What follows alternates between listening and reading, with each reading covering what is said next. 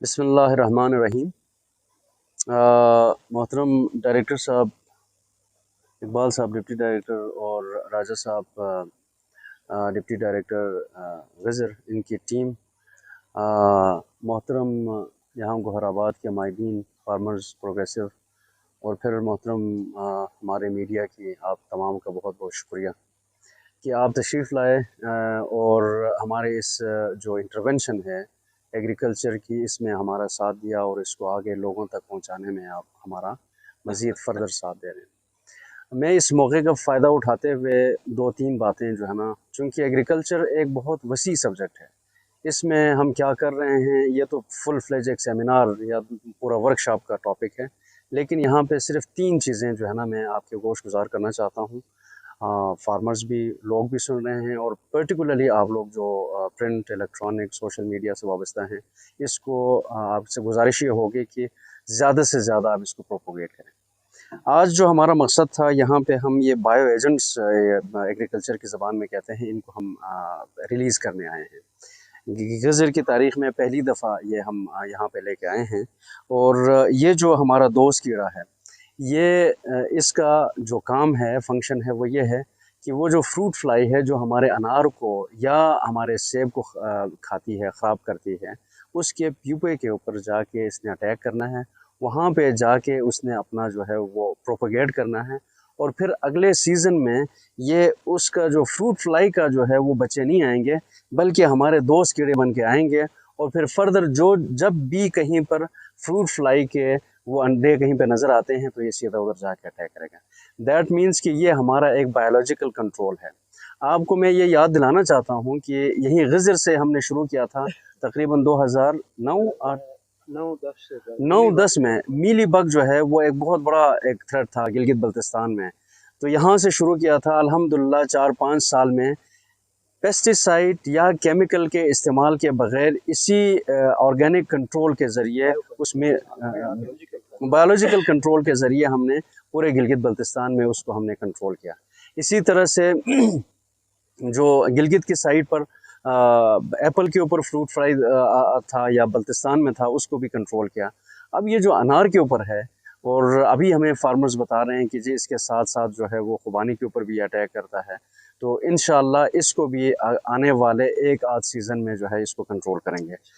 हमारा IPM का जो मकसद, मेन मकसद ये है कि गिलगित बल्तिस्तान में जो एक ख़ास जो यहाँ की शनाख्त है, ऑर्गेनिक एग्रीकल्चर को न सिर्फ प्रिजर्व करें बल्कि इसको प्रमोट कर लें।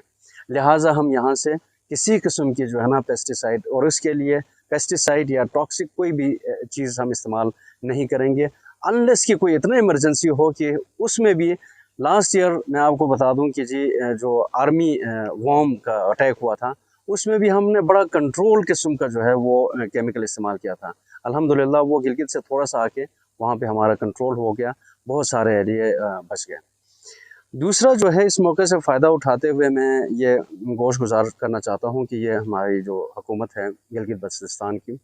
और उसमें पर्टिकुलरली वज़ीर आला साहब की खुसूसी जो है वो नज़र करम है एग्रीकल्चर के ऊपर। उनका एक विज़न है कि जी गिलगित बल्तिस्तान फूड सिक्योर हो।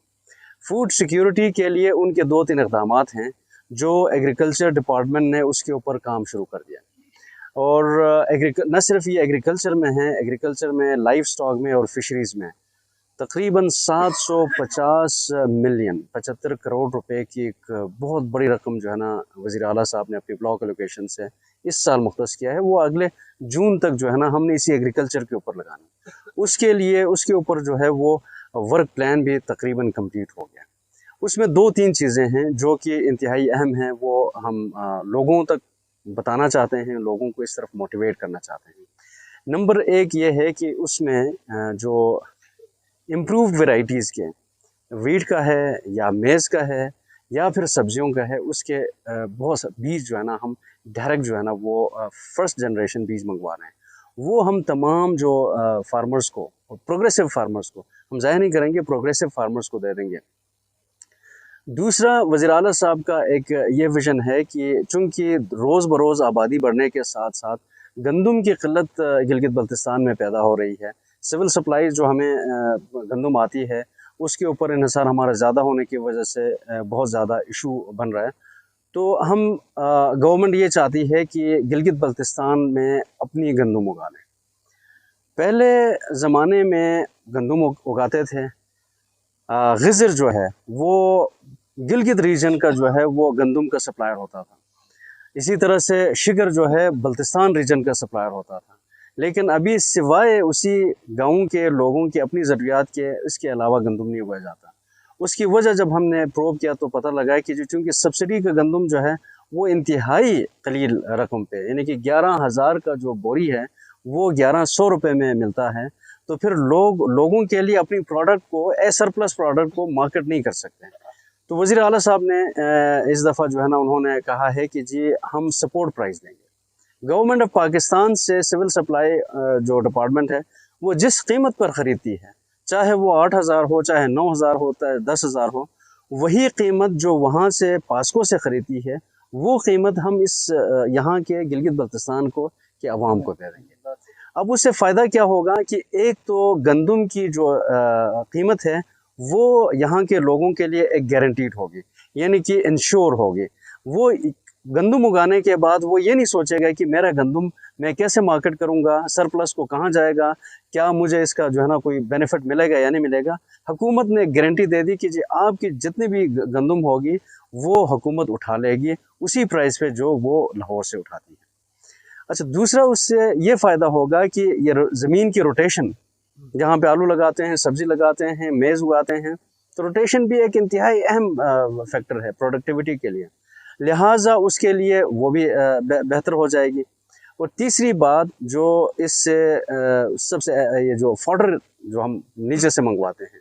فوڈر ہمارے یہاں بہتحاشا ملے گی، تو ہمارا لائف سٹاک جو ہے نا اس کی ضروریات پوری ہو جائیں گی، اور پھر ہمارا جو فوڈ سیکیورٹی کا جو کانسیپٹ ہے، جس کے اندر ہمارا سیریلز ہیں یا ویجیٹیبل ہیں، ساتھ ہی ساتھ ہمارا دودھ اور گوشت، اس کے بھی بہت سارے جو ہے نا ضروریات ہم گلگت بلتستان والے بہتر کر سکتے ہیں۔ تو یہ 2-3 چیزیں ہیں جو میں سمجھتا ہوں کہ یہ اس کو جتنا زیادہ پروپیگیٹ کیا جائے، اس کو لوگوں تک پہنچایا جائے، تاکہ لوگ اس سائٹ پہ آئیں کہ جی دوبارہ گندم کی طرف آئیں، ان کو ہم یہ شیورٹی دیتے ہیں کہ ان کی جو پروڈکٹ ہے اس کے لیے ان کا ریٹرن جو ہے وہ خاطر خواہ ملے گا، اور پھر ہمارے